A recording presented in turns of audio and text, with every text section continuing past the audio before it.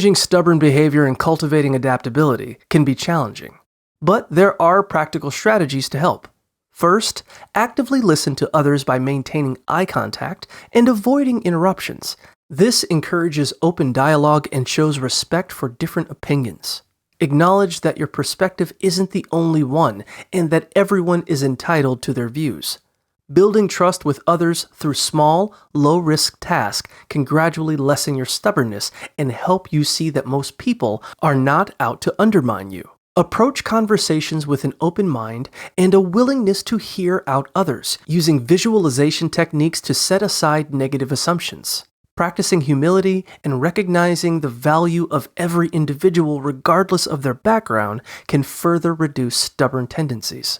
While being steadfast can be beneficial in certain situations, it's essential to temper it when it negatively impacts your relationships or decision-making. Ultimately, fostering rapport and understanding can create a more collaborative environment.